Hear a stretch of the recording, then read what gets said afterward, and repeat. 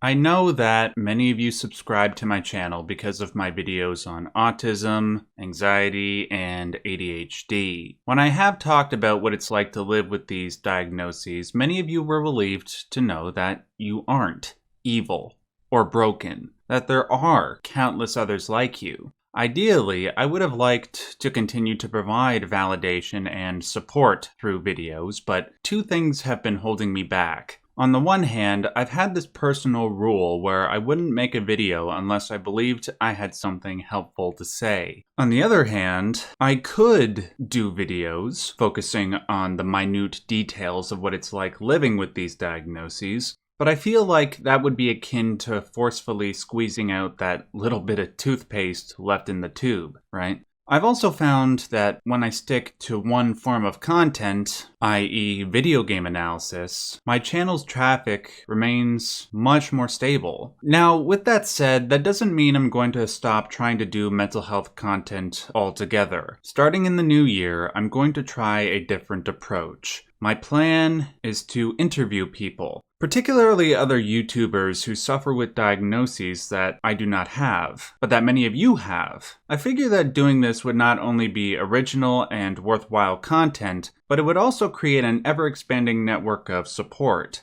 Also, I will be investing in some mental health training for myself so that I can provide more effective support to people directly. I've already been doing a version of this with some of my Patreon supporters, and it's been going well, and I hope that these extra credentials will continue to make my efforts that much more effective. With that laid out, I did want to do a video on how autism affected my life from birth leading up to when I got a diagnosis. I have focused on particular events in my life and the symptoms that were exemplified during those events, but I never really went into detail regarding my childhood and my schooling, and how those were affected by having undiagnosed autism. Like with my past videos on autism, I hope that some of you will see parallels to your own experiences. Most of all, I hope that by the time this video is done, you will begin to understand, as I did, that you can live a stable, meaningful life despite the symptoms you may have. Though it will take time to get the right support mechanisms in place, realize that there will always be people who are willing to do whatever it takes to help you feel better. And you will feel better. So, this is the story of my childhood. On the outside looking in, my childhood would seem ordinary and modest. I had a regular upper middle class upbringing. I have very loving parents who did their absolute best to raise me correctly, rewarding me and disciplining me where necessary. Their efforts seemed to pay off because they would often tell me what my teachers or the parents of my friends would say when I was around. They would say that I was well behaved and kind. For the most part, I got A's and A+s on my report cards. I was engaged in extracurricular activities like music, taekwondo, and drama. Leading up to my late teens, I was able to develop a positive identity for myself by following one basic rule: respect my elders. As long as I paid attention to what my parents and professors told me to do, then I felt like everything would be alright. I conditioned myself to believe that if I ever deviated from this righteous path, that hell would inevitably consume me. This belief was a byproduct of two things: my undiagnosed autism and the no-nonsense attitude of my parents.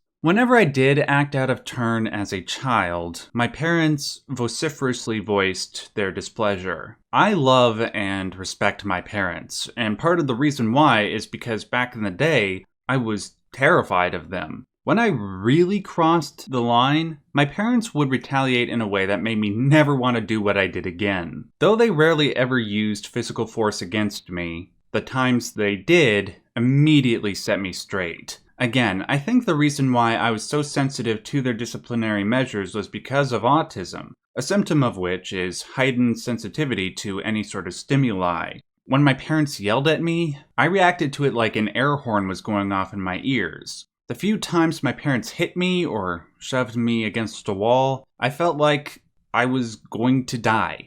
For example, I remember when I was young, my sister said something so smug and nasty to me that I hit her over the back of the head. When I did that, my dad came marching up the stairs, threw me against the wall, and screamed in my face, "You do not hit girls." Ever since he did that, I never hit anybody or anything again. Anytime there was the possibility of physical confrontation in my life, I did everything I could to defuse the situation. I never wanted to feel the terror that I felt in that situation ever again. Because I was so sensitive to everything, I did everything I could to avoid any sort of confrontation. I was always quiet, always tried to be pleasant in every circumstance. Unfortunately, the consequence of this was that I became almost incapable of being disagreeable. I always deferred to what my parents and my professors wanted, because supposedly that meant everything would be okay. I didn't realize this until later on in my life, but every time I felt a disagreeable feeling, I repressed it in a Freudian way. When I expressed how much I didn't want to learn piano, my parents reprimanded me and then I shut up. When I expressed how much I really didn't want to do taekwondo, my parents reprimanded me and then I shut up. Same thing for school. I hated school with every inch of my being. I can't tell you how many times I would sit up in bed crying my eyes out at the simple thought that I might not do well on a test. I knew that I had to do well in school because my performance would supposedly dictate the quality of my future. So once again, I shut up. What my parents and I didn't realize at the time was that even though I complied, even though I did all these things that I hated just to please them, I never learned anything while doing them. See, another common symptom of autism is ADHD. As a consequence of having ADHD, I am biologically programmed to diametrically oppose anything that I am forced to do. In my case, whether it was music, martial arts, or regular schooling, I never absorbed the knowledge these things were supposed to confer. Anytime I actually tried to learn something that I didn't care about, my eyes would glaze over, or they would blur. I can't tell you how many times I would read a page in a book, only to get to the end of it and not remember a single thing that was written. Then I would read the same page like 8 or 10 more times, and still not have learned anything. So, in order to cope with this, I turned to memorization, which is not the same thing as learning something. I did this from elementary school all the way up to the end of high school. Every time I had a test, I regurgitated what I memorized and forgot it soon after, like I was deleting a file from my desktop computer that was taking up too much space. The problem is that when it came time to go off to university, to actually use the knowledge that I was supposed to have garnered in school, I was like an empty journal inside a library of textbooks. I didn't know anything. I was screwed. When I went off to university in 2011, I went to study history and French. Though I learned almost nothing leading up to university, I did learn some French because obviously a large part of language education is continuous memorization. Same thing with history, because you have to memorize a lot of dates. Because of my memorization skills and my straight A's, I went to the University of Ottawa to take bilingual classes because my grades suggested I could handle them. The first time I sat down in a lecture hall for my first bilingual course, I didn't understand any of it.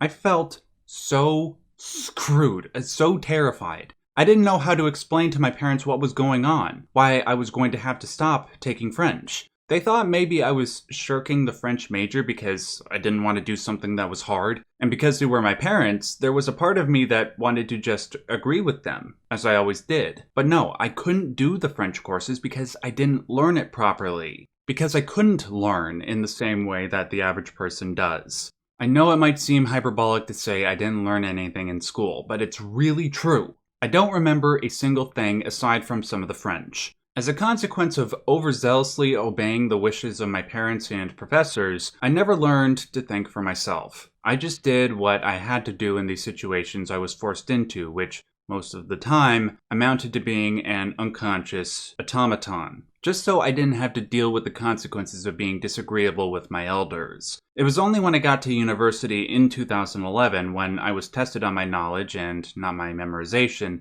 that the issues I repressed rose to the surface. When I tried to learn instead of memorize, I found myself being driven to daily emotional meltdowns, another common symptom of autism. So there I was, alone at university, suffering daily meltdowns, not knowing that they were a product of autism or hell, what autism even was. Feeling broken and depressed, I descended into madness. I didn't do any work. I didn't eat. There were some days where I wouldn't eat anything, and I just slept in bed all day. Other days, I would just eat a couple of bowls of Rice Krispies. My weight quickly dropped from like 180 to 155 pounds, which is, for somebody of my height, 6'4", borderline anorexic. I thought I was going to die. I wanted to die because I didn't know what to do. Eventually, my parents found out about my failure at university, and I was, naturally, chastised for it, pretty thoroughly. When this happened, I suffered the worst emotional breakdown that I ever had. I was hitting myself. I was bawling my eyes out in front of them. Worst of all, my parents mocked and hit me during this outburst because, well, they were shocked, and to them, it seemed like I was having a childish temper tantrum. They didn't know at the time what autism was, and that these meltdowns were common symptoms of autism. Admittedly, though, this was in part due to the fact that I would consistently lie to them, which I did, obviously, because I didn't want to admit to failure and disappoint them. Up until that point, I rarely had these intense meltdowns for two reasons. I was conditioned to suppress them with every inch of my will because I suspected what my parents' reaction would be. A suspicion that was confirmed when I had that meltdown in front of them. Second, because I had an upper middle class upbringing, they constantly reminded me about how good I had it compared to other people, and that acting out of turn would be unacceptable. So, the combination of a privileged upbringing plus the paralyzing fear of failure helped me keep these issues unconscious until I started failing at university. When I had officially fallen off the righteous path and hell began to consume me, when these emotional issues could no longer be suppressed, I did the only logical thing I could do. I broke. If my parents weren't around me when I had that meltdown, I probably would have committed suicide back in February of 2012. Thank God they took me to the hospital and had professionals get to the bottom of things. Otherwise, I probably wouldn't be here today. Granted, it did take a while before I started getting the help that I needed. Seeing multiple psychiatrists and therapists and taking multiple forms of medication was just hell. Absolute unadulterated hell. The whole process made me feel so hopeless that I almost tried committing suicide again the following year.